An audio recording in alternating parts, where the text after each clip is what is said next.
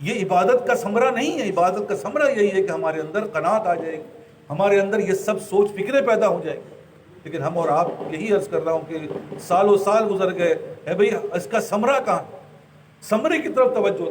اللہ کا شکر ہے ہم میں سے سارے ہی اللہ کا شکر نمازی ہیں, لیکن اس نماز کا حاصل کیا ہے اس بات کی فکر کرنی ہے.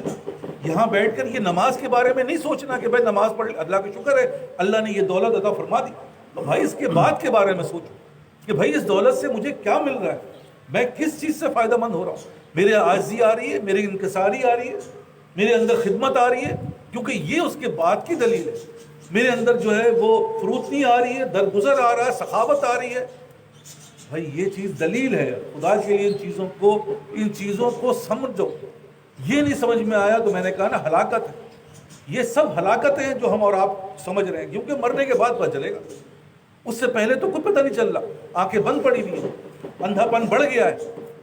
بس نماز پڑھ لی, بس فلاں کام کر لیا, 2-4 چیزیں کر لی, ہم سمجھے کہ بھائی ہم چنی دی کرے نہیں.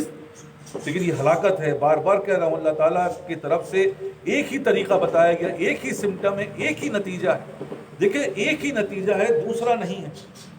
بار بار کہہ رہا ہوں کہ کثرت میں بھی وحدت کا تماشا نظر آیا. جس رنگ میں اسے دیکھا یکتا نظر آیا. اللہ تعالیٰ کی ایک عجیب سی ربوبیت ہے کہ اس کے اندر ہر چیز کثرت میں ایک جیسی چیز پیدا ہوتی ہے, ایک جیسا انداز ہے, اس میں فرق کوئی نہیں ہے. ماں ہے اگر تو بلی کی ماں, کتے کی ماں, پرند کی ماں, چرند کی ماں, سب کے اندر وہ ماں والا معاملات ہیں. کثرت ہے لیکن ایک ہی چیز ہے سب کے اندر.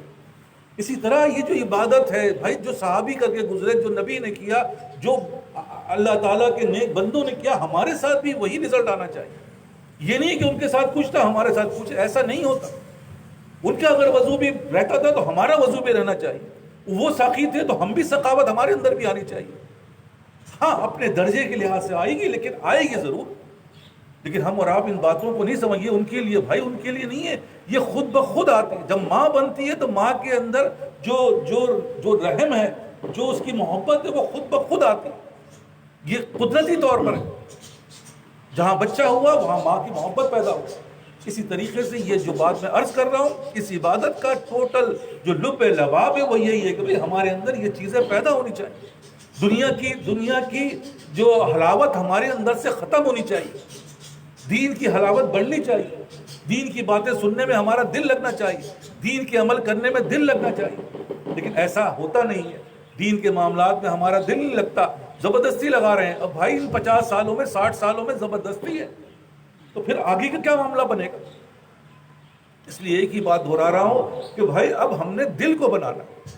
یہ دل اگر بن گیا تو اس کے اندر یہ حساسیت پیدا ہوگا, اور وہ حساسیت چاہیے ہمیں. یہ ساری عبادت کا, ساری ریاضت کا, سارے مجاہدوں کا ایک ہی مقصد ہے کہ کثرت میں بھی وحدت کا تماشا نظر آئے. کیا وحدت کا تماشا؟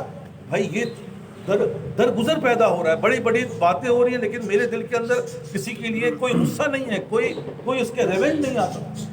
اسی طرح درگزر, چلو یار معاف کر دو, یہ چلو معاف کر دو, ہر چیز معافی میں آ رہی ہے. دل سے اندر سے ایک چیز نکلتی ہے. اور اسی طرح سخاوت ہے, یہ پیسہ خرچ کر رہے ہیں, یہ اللہ کے راستے میں خرچ کرو, یہ اللہ والوں کو دو, یہ اللہ کے لیے ہر چیز خرچ کرتا ہے. یہ ہر کام, وہ اپنی بیوی کو کھلاؤ لیکن اللہ کے لیے کھلاؤ, وہ اپنے بچوں کو کھلاؤ لیکن اللہ کے لیے کھلاؤ. ایک صدقہ, ایک دینار صدقے کا جو خرچ کیا جاتا ہے, وہ سب سے اعلیٰ کون سا ہے؟ وہ صدقہ اپنے اہل و عیال پہ خرچ کرنا ہے. تو بھائی یہ سوچ کے خرچ کرو. ہم خرچ تو کرتے ہیں کہ ہماری نیتوں میں صدقہ تو جب دیتے ہیں جب کسی غریب کو دیتے ہیں. لا حول ولا قوت. یہ سوچ ہی ہماری غلط ہے. ہر وہ چیز صدقہ ہے جو اللہ تعالیٰ کو راضی کرنے کے لیے, اللہ کو خوش کرنے کے لیے, اللہ کی ناراضگی ختم کرنے کے لیے, وہ بھلے اپنے بچوں میں, اور سب سے افضل صدقہ ہی وہی ہے.